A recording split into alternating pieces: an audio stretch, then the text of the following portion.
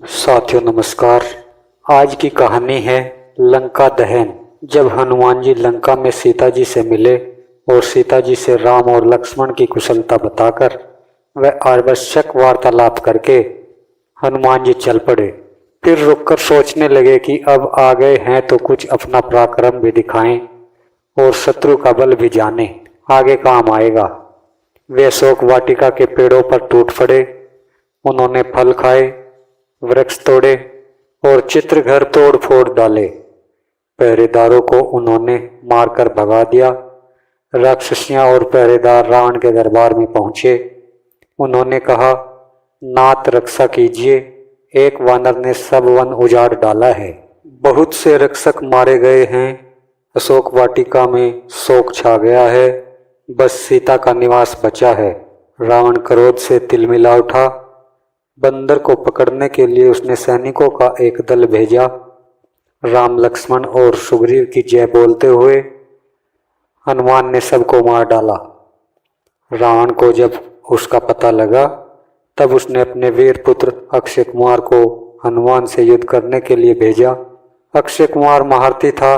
दोनों वीर भिड़ गए। अंत में एक बड़ा सा वृक्ष उखाड़कर हनुमान ने राक्षस कुमार पर दे मारा। उसका रथ टूट गया और वह सारथी समेत मारा गया। पुत्रवध का समाचार पाकर रावण के क्रोध का ठिकाना न रहा। उसने अपने सबसे बड़े बेटे मेघनाथ को बुलाया।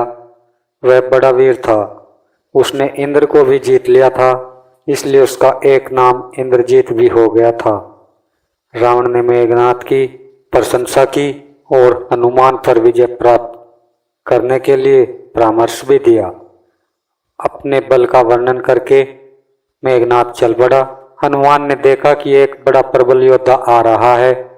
वे आकाश में उड़ गए और पैंतरा बदल बदल कर राक्षस के बाणों से बचने लगे।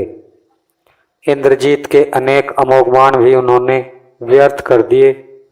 हनुमान ने भी बड़े बड़े वृक्ष उखाड़कर मेघनाथ पर फेंके, पर उस धनुर्धर ने उन्हें बीच में ही काट कर गिरा दिया। हनुमान किसी तरह मेघनाथ के हाथ नहीं आ रहे थे। तब उसने ब्रह्मास्त्र चलाया। ब्रह्मास्त्र का मान रखने के लिए हनुमान ने उसे सहन किया और चोट खाकर वे गिर पड़े। मेघनाथ की आज्ञा से राक्षसों ने उन्हें बांध लिया।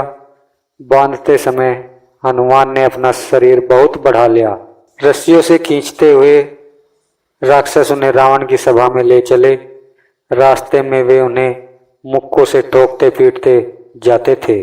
दरबार में पहुंचकर हनुमान ने देखा कि सोने के सिंहासन पर लंका का स्वामी रावण बैठा है। उसका तेज सूर्य के समान है। हनुमान को वह सब प्रकार से योग्य और शक्तिशाली दिखाई दिया। रावण की आज्ञा से सेनापति प्रस्थ ने हनुमान से पूछा, तुम कौन हो? यहाँ क्यों आए हो? अशोक वाटिका को तुमने क्यों उजाड़ा और राक्षसों को मारने का दुस्साहस तुमने कैसे किया? रावण की ओर मुंह करके वे निडर होकर बोले, महाराज, मैं किष्किंधा के राजा सुग्रीव का सेवक हूँ और महात्मा राम का दूत हूँ। मेरा नाम हनुमान है। राम की भार्या सीता को आप हर लाए हैं। उन्हीं की खोज में मैं यहाँ आया हूँ। वंदिनी सीता से मैं मिल चुका हूँ। आपके दर्शन करना चाहता था, इसलिए मैंने अशोक वाटिका में उत्पात किया कि शायद इस तरह आपसे भेंट हो जाए। अपनी जान बचाने के लिए आपके योद्धाओं से मुझे लड़ना पड़ा। इसमें मेरा कोई अपराध नहीं। राजा सुग्रीव ने कहलाया है कि आप सीता को ससम्मान सहित लौटा दे। महाधनुर्धर राम से आप किसी प्रकार युद्ध नहीं जीत सकते। खरदूषण का हाल आप जान ही चुके हैं। अकेले राम ने 2 घड़ी के भीतर ही उनका सर्वनाश कर दिया। हनुमान की बातें सुनकर रावण के क्रोध का ठिकाना न रहा। उसने आज्ञा दी कि इस दुष्ट वानर का वध कर दिया जाए। तभी रावण के छोटे भाई विभीषण ने निवेदन किया, महाराज, राजनीति के अनुसार दूत का वध नहीं किया जाता। आप नीतिवान है। दूसरे, जब यहाँ से जाकर आपके बल विक्रम की बात करेगा तब बैरियों का उत्साह ठंडा पड़ जाएगा। रावण ने विभीषण की बात मान ली और आज्ञा दी कि वानर की पूंछ में तेल से तर कपड़े लपेट दिए जाएं, फिर नगर में घुमाकर पूंछ में आग लगा दी जाए। जब पूंछ जल जाए तो इसे छोड़ दिया जाए। पूंछ रहित बंदर अपने स्वामी को ले आएगा तो उसे मैं भी देख लूंगा। रावण की आज्ञा पाकर राक्षस तेल से तर करके कपड़े हनुमान की पूंछ में लपेटने लगे। हनुमान की लंबी पूंछ में ढेरों कपड़े लिपट गए। तब लंकावासी उनको नगर में घुमाने निकले। नर नारियों और बच्चों की बहुत बड़ी भीड़ ताली पीटती हुई पीछे होली। कोई कोई उनके ऊपर ईंट पत्थर भी फेंक देता था। हनुमान को भी लंका देखने का अवसर मिल गया। वे मन ही मन प्रसन्न थे। नगर में घुमाकर राक्षसों ने उनकी पूंछ में आग लगा दी। आग लगी देखकर हनुमान ने शरीर छोटा किया और बंधन से निकलकर छलांग लगाई। वे नगर के फाटक पर चढ़ गए और उसमें आग लगा दी। एक अटारी से वे दूसरी अटारी पर कूदते और आग लगा देते। सारी लंका जलने लगी। लंका का सोना बहकर समुद्र में जा पहुंचा। नगर में हाहाकार मच गया। पानी पानी चिल्लाकर स्त्री बच्चे इधर उधर भागने लगे। सबको अपनी जान बचाने की पड़ी। आग की लपटें आकाश चूम रही थी और हनुमान भी अग्निरूप हो रहे थे। सोने की लंका जलकर राख हो गई। हनुमान ने समुद्र में कूदकर अपनी पूंछ बुझाई। अब हनुमान को सीता की चिंता हुई।